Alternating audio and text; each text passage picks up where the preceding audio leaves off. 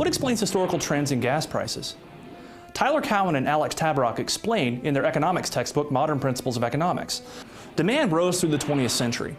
This put upward pressure on price, but supply increased even more rapidly as people developed new sources of supply and newer, cheaper production methods.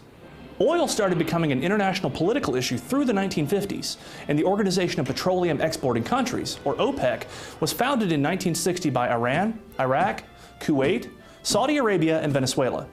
As more and more oil supplies were nationalized by the governments of OPEC countries, and as more and more countries joined OPEC, collusion became easier, and countries were able to withhold oil supplies and increase prices.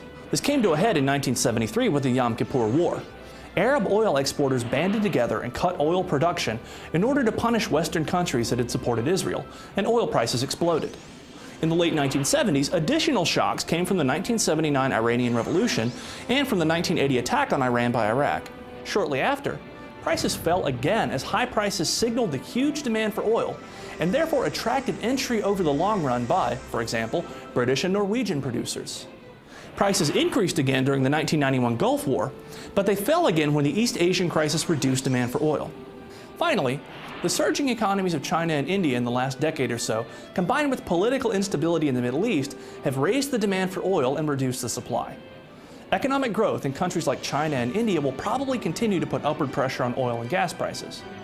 Should we be worried about whether we'll run out someday? I don't think so. Prices, profits, and losses are signals.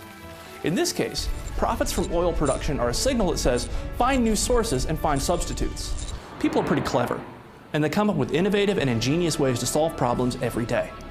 If we leave them alone, they can solve this one too.